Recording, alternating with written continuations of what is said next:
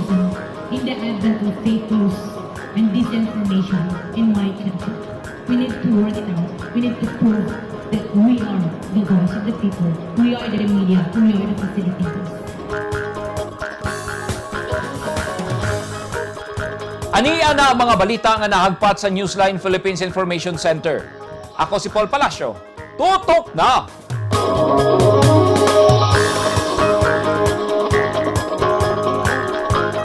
Sa mga headlines, President Ferdinand Bongbong Marcos Jr. formal nang nanumpa og milingkod isip ika-17 nga presidente sa Pilipinas. Usa ka simbahan sa Braulio Iduhali, Davao del Norte, naog daw sa sunog.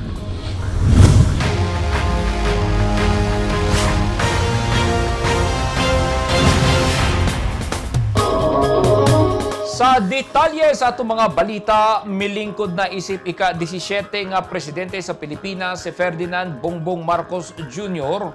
kaganihang udto. Si Marcos ang anak ni kanhi President Ferdinand Marcos Sr. o ni kanhi Ilocos Governor Imelda Romualdez Marcos.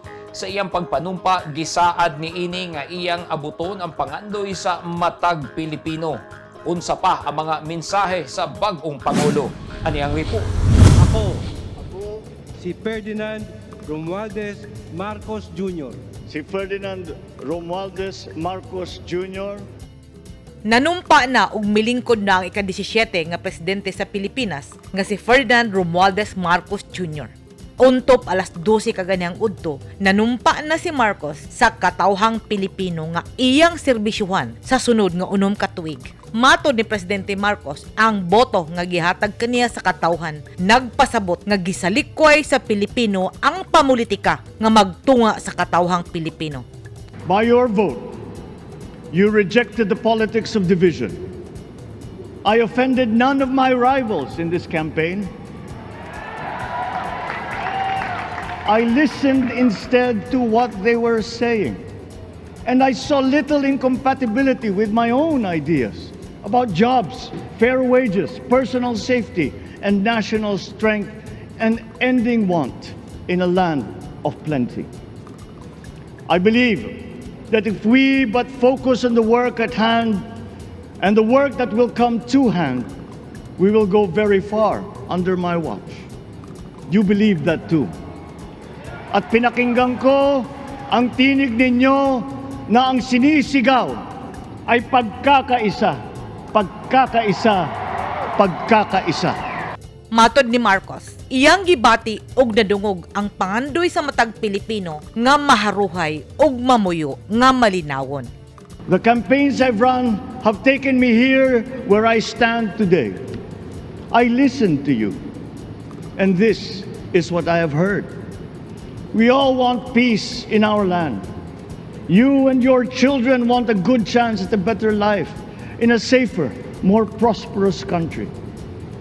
All that is within reach of a hard-working, warm, and giving race. Your dreams are mine.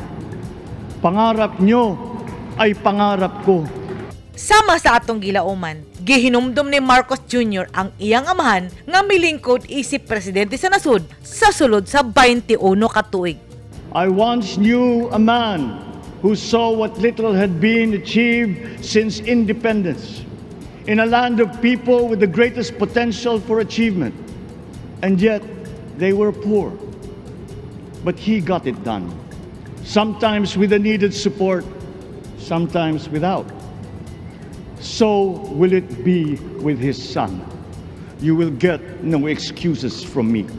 Matod ni Marcos, dili karon ang panahon nga magkatibulag ang katawhang Pilipino. Kinahanglang atubangon sa matag Pilipino ang hagit sa ekonomiya nga dakong naapektuhan tungod sa pandemya. Una nanumpa si Marcos, gihimo niini ang tradisyonal nga pagbisita kang Presidente Rodrigo Duterte didto sa palasyo. Si Chief Justice Alexander Gesmundo ang nagpahigawin sa pagpanumpa ni Marcos, kuyog ang unang pamilya sa nasud. Una pa mananumpa si Marcos, gibasa ni Senate President Vicente Soto ang joint resolution gikan sa House of Congress nga mideklara kang Marcos isip ika-17 nga presidente sa Pilipinas. Sa kasaysayan sa Pilipinas, si Marcos Jr. ang nakatala og pinakataas nga boto ug nakuha niini ang 31,629,783 votes nga milabaw pa og sobra 16 million ka boto sa iyang kalaban nga si Leni Robredo. Mitamo sa inaugurasyon si kanhi Presidente Fidel Ramos, Joseph Estrada ug Gloria Macapagal Arroyo ug syempre ang inahan sa presidente nga si Imelda Romualdez Marcos. Karon kay milingkod na ang bagong presidente ug iya nang gilatid ang iyang plano alang sa katawhang Pilipino dungan sa paghangyo nga magkahiusa kita aron atong malatas ang hagit sa atong panahon. Isip mga Pilipino, anaa sa atong kamot nag-agad ang atong kaugmaon kay ang gobyerno igura kini mohatag og panerbisyo og mga polisiya alang kanato. Hinumdumi, anaa sa atong mga kamot ang atong kadaugan o di baka ang atong kapakyasan. Edith Kaduay, News 10 Philippines. Stay safe!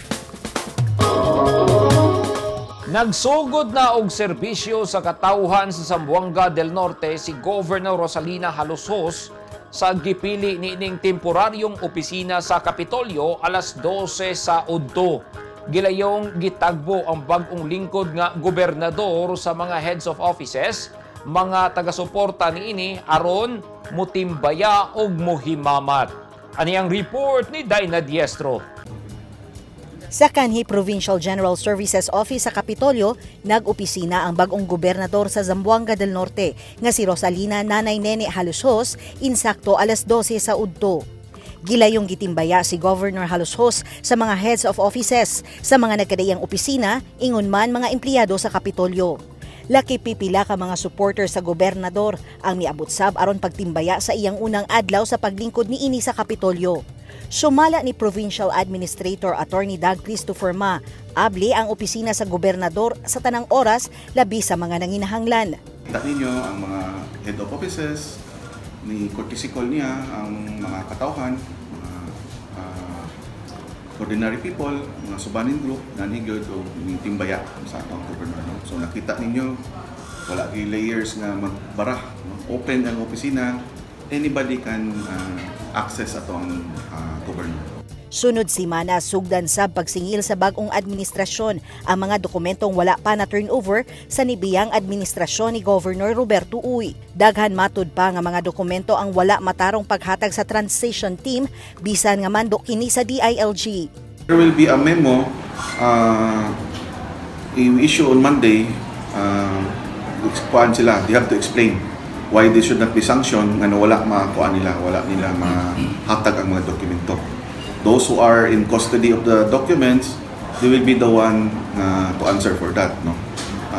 Klaro man kayo sa DLG memorandum that it should have been ready during 28, di ba? All those documents should be ready. And they were given that task kayo ahead of time. But they still failed to turn over those vital documents. Sa paglingkod ni Governor Halosos, usa sa iyang tutukan mao ang pagpalambo sa serbisyo medikal sa probinsya aron maatiman ang panlawas sa katawhan. Sa himuong inaugurasyon ni Governor Halosos, Pizza 2 sa Hulyo, buot niyang mauban ang mga ordinaryong katawhan, labi ang tribong subanen nga maoy nagbutang kaniya pagka-gobernador sa Zamboanga del Norte. Dina Diestro, Newsline Philippines, Province of Zamboanga del Norte. Stay safe. Nasunog ang usa ka simbahan sa lungsod sa Braulio y Duhali, Davao del Norte kagahapon sa hapon Hunyo 29, 2022. Wala na kini matabang sa mga bumbero kay paspas kayong mikanit ang kalayo. Ani ang report ni Eugene Hinutan.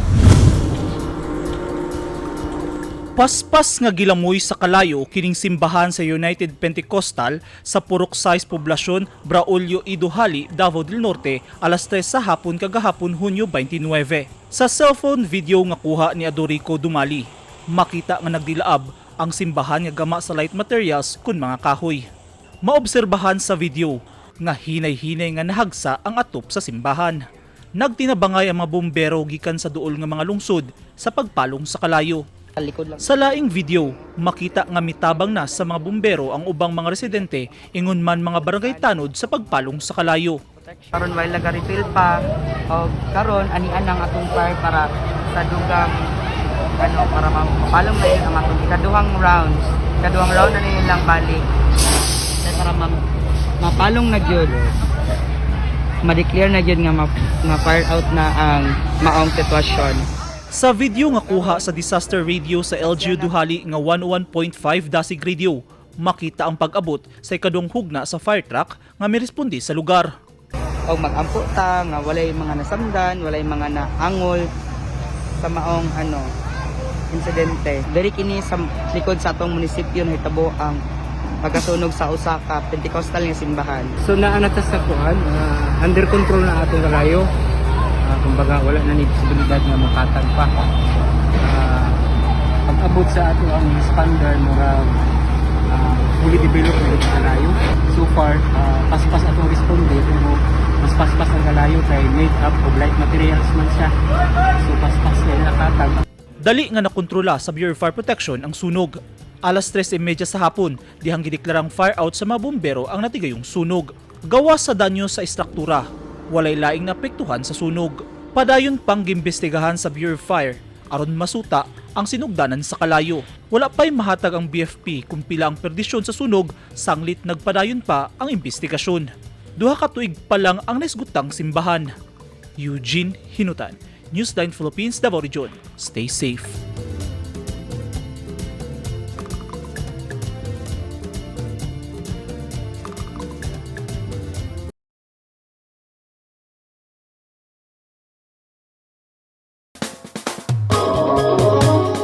Nakigpulong na ang Department of Agriculture sa lain-laing mga barangay officials, LGU Zamboanga ug security sector aron pangitaan og paagi ang problema sa African Swine Fever kon ASF diin nabutang sa red zone ang classification sa syudad sa Zamboanga. Sa gipatawag nga consultation meeting nga gipangunahan ni DA9 Regional Executive Director Rad Don Sendeño, gisulti niini ang hinanaling aksyon sa pagpatuman sa mga pulisiya o guidelines aron mapugngan ang pagkatag sa kagaw sa ASF. Kinahanglan niini sumala ni Sendeño sa mga mitambong sa meeting ang hugot nga monitoring ug inspection sa mga nagbuhi og baboy, naninda og karning baboy sa mga palengke ug mga produkto niini. Nagpasalig hinoon ang nanambong sa meeting og tabang ngadto sa DA aron dili na mulaom ang problema sa ASF sa Zamboanga.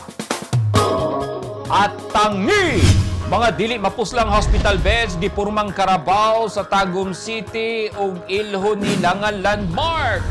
Og 30 ka mga gagmay negosyante sa Laak Davao de Oro gihatagan og livelihood package.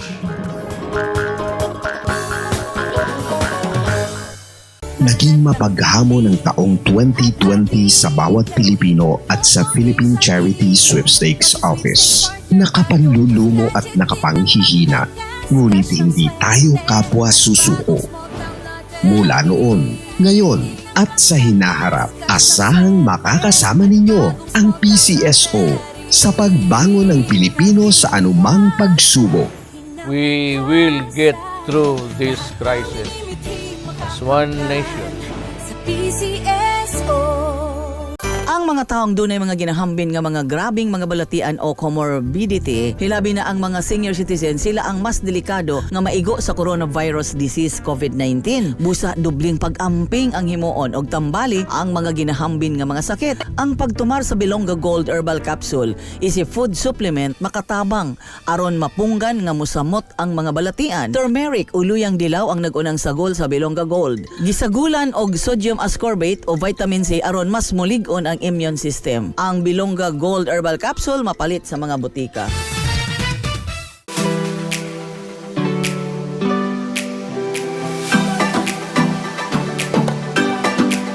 Do you want to be beautiful inside out? Visit RNC Lounge Aesthetics and Wellness, located at Door 3, Molavi Building, Emilio Jacinto Street, Davao City. Your total beauty and wellness center.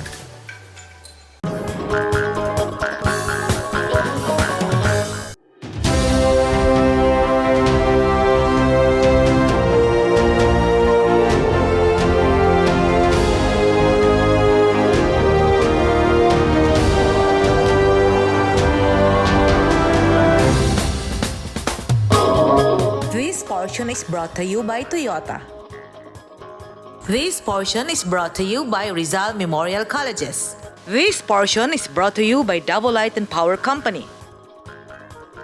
Gipaila-ila na sa Tagum City ang ilang bag-ong landmark nga obra sa iladong artist nga si Kublai Milan.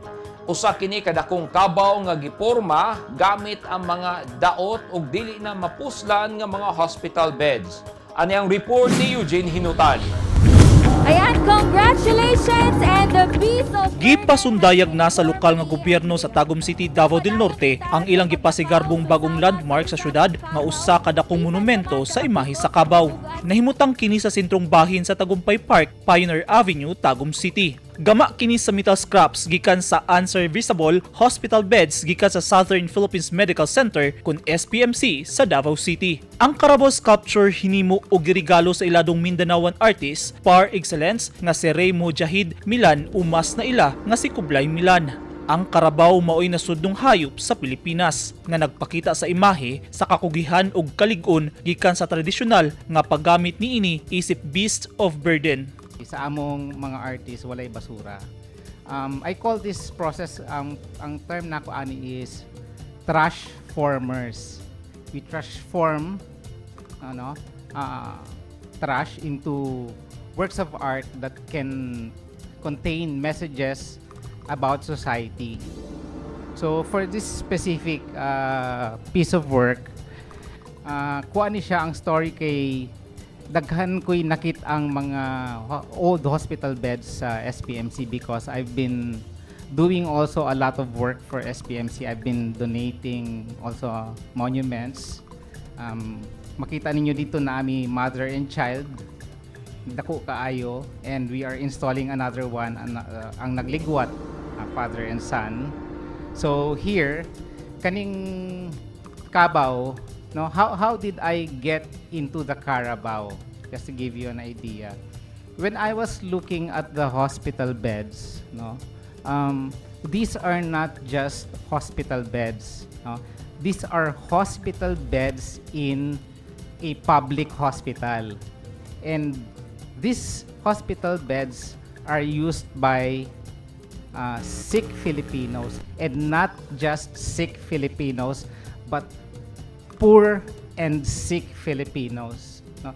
Imagine na tayo, we're blessed in life, and imagine how they are, no? Trying to get medicine and cure in such hospitals na grabe ang effort din ng government to help them.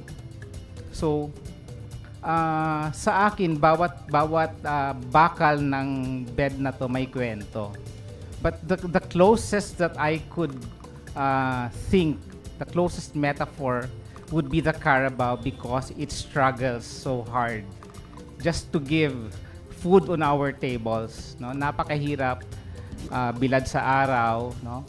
Yung kayod kalabaw kung baga pa. If I were to summarize it in a few words or even in one word, the word is pool.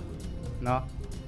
For some of us, for most of us who have triumphed, no, let us pull our fellow men who are still down there. So that is the core message of this Carabao.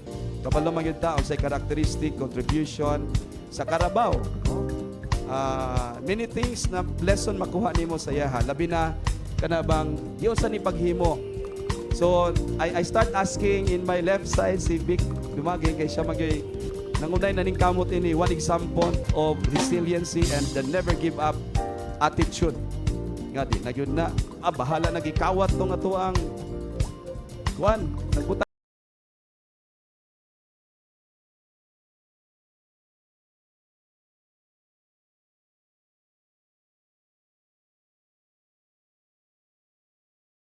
kahiya kay Kublai.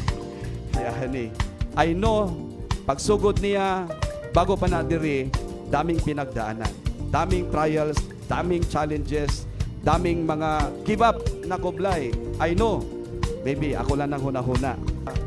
We are about to give up, and but we are so strong because this Carabao is not really for a person, for a few, but this really will speak about story about kung saan existence ng Tagum as a city, as a municipality, as a people, and onward no unsa. Nagsimbolo usab ang bagong monumento kung unsa kalig-on ang mga Tagumenyo. Mamahimo na unya kining bagong atraksyon sa syudad nga makaagni og daghang dumuduong sa lugar. Busa nagpasalamat si Mayor Rillion sa tanang nagpaluyo niini aron hingpit nga mahatag sa lokal nga gobyerno ang Carabao Sculpture. Anaasab sa kalihukan sila Tagum City Vice Mayor Eva Lorenz Tabilio, Medical Center Chief 2 Ricardo Udan, Tagumenyo Artist Victor Agustos Dumaging, mga miyembro sa Sandog Artist Guild, mga miyembro sa Tagum City Historical Culture and Arts Council ug LGU Tagum Department Heads ug mga empleyado. Eugene Hinutan, Newsline Philippines, Davao Region. Stay safe. Gihatagan og livelihood package ang 30 ka mga gagmay negosyante sa lungsod sa Laak, Davao de Oro nga apektado sa pandemya ilawom sa pangkabuhayan sa pagbangon at ginhawa. Matag package nagkantidad og 5,000 pesos nga mga grocery items alang sa sari-sari store. Mismo ang Department of Trade and Industry Davao de Oro ang nanguna sa programa kauban ang LGU Laak. Gipanghinaot sa lokal nga gobyerno didto nga mapalambo sa mga benepisyaryo ang gihatag nga gagmayng negosyo aron daghan ang matabangan. Ang mga benepisyaryo nagikan sa barangay Inayakan. Dili lamang kini ang unang higayon nga adunay gipangapod-apod nga livelihood package kay adunay susamang distribution ang DTI nga gihimo sa laing lungsod. Gani kini ang ikaduhang barangay sa Laak nga nahatagan human sa distribution sa barangay Bulyukan.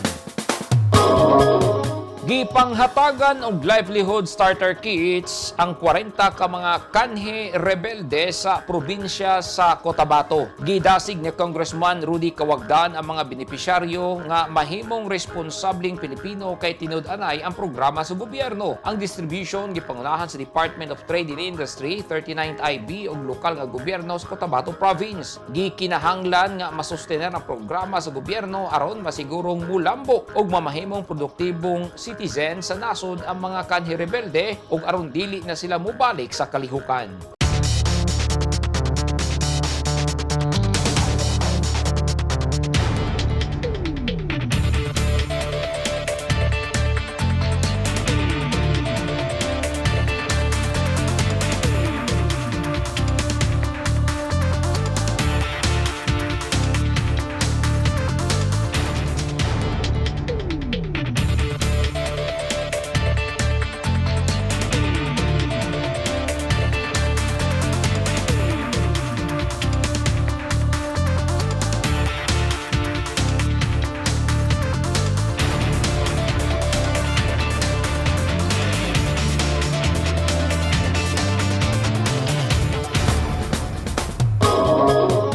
Kadto naghingpit sa mga balita nga nahagpat sa Newsline Philippines Information Center. Alang sa dugang balita, bisitaha ang website nga www.newsline.ph.